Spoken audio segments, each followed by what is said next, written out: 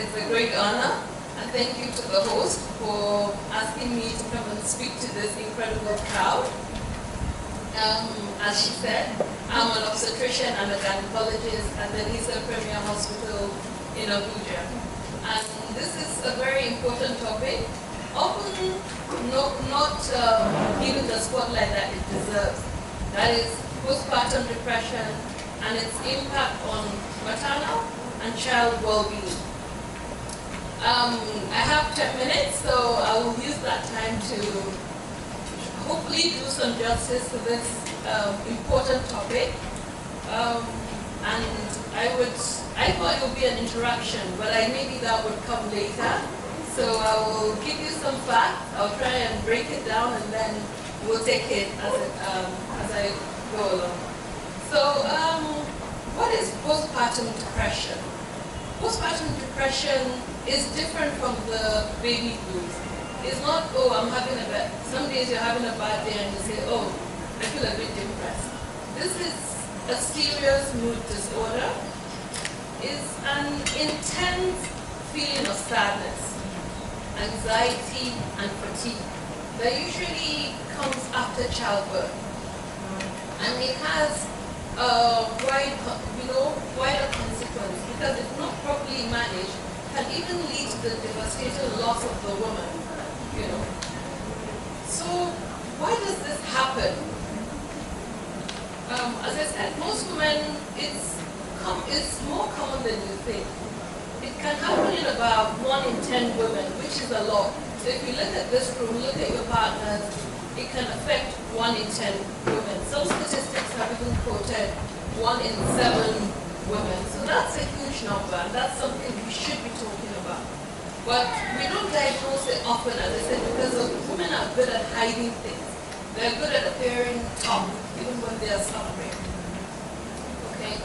So sometimes it happens because some women, there are certain risk factors that are there. Starting with some women already have a family history of mental illness, or they themselves suffer from mental illness. That is depression, bipolar disorder, anxiety. Oh, louder. Okay, I thought I was, okay, maybe it's the way I'm holding the mic, sorry. Can everyone hear me now? Yes. Okay. So, as I said, it's an intense feeling of sadness, fatigue, and which comes after childbirth. Okay. And as I said, there are risk factors to it, which sometimes we can identify. If you have a family history, there's actually a 1 in 2 chance of you having postpartum depression. That is 50%. If you have a family history and you've suffered some mental health problems in the past, or 1 in 4 chance, as some may quote. Okay? In terms of other risk factors that you look at the personality traits of a person. Sometimes some women have low self-esteem to begin with, and this can impact how they go through the journey of pregnancy and motherhood, which we know is an incredibly transformative period in a woman's life. It can come with a range of emotions. Yes, there'll be joy, there'll be happiness, but there's also anxiety, there's fear, there's worry. You can feel overwhelmed as a mom. And also, we're looking at things like maybe the pregnancy is even unwanted to begin with, or it's a difficult pregnancy. Complications have happened in the pregnancy, or there might be relationship conflicts, problem with the partner that may have a wider impact as well on the pregnancy, and it may be a difficult delivery sometimes for the patient, especially if they set on something and they feel, oh, I will go down this path, and then maybe you ended up in a cesarean section, or a difficult delivery, or baby comes early. All this can increase the risk of having postpartum depression. It can also be financial. Maybe you've lost your job, or your partner has lost his job, or the family is not positioned economically at that point to have another child. All this can also predispose the woman to having postpartum depression. And then we have our cultural cultural factors, maybe they're expecting a certain gender, and they don't carry, and they're told this, and they're told,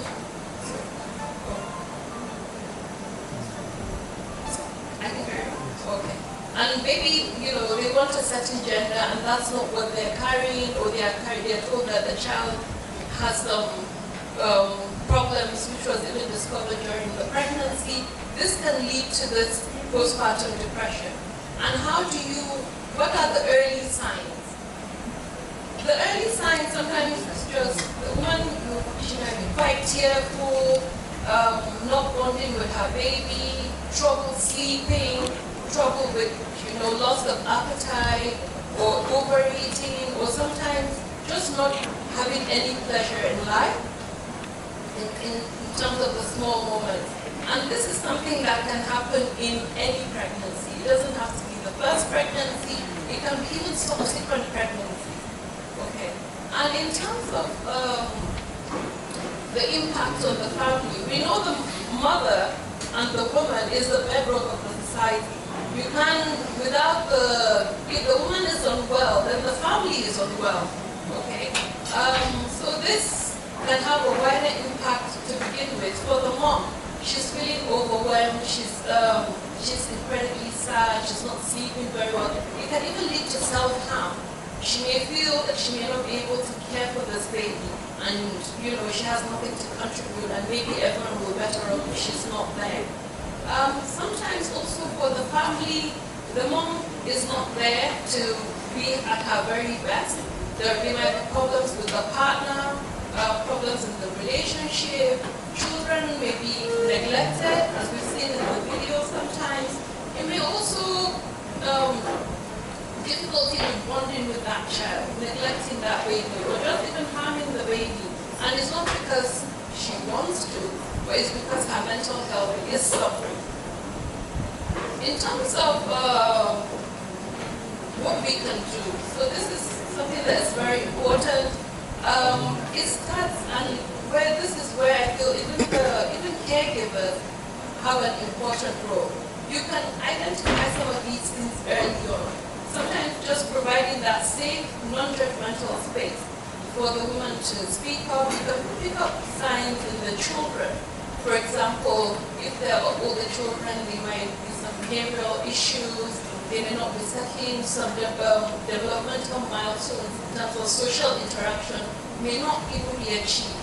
And in the long run, if this is ignored, some of the children, they themselves will go on into adulthood and develop anxiety and other mental health problems. In terms of yes, it's a common thing, but is it treatable? Absolutely. And it starts with support. Okay, what I mean support, positive support. A woman can have a baby and have 1,000 people around her and nobody is supporting her. Nobody is seeing her, So seeing her is important. Making sure you see her for who she is. Giving that, sometimes they just want a listening ear. Asking them what they want to begin with. And also, sometimes that might just be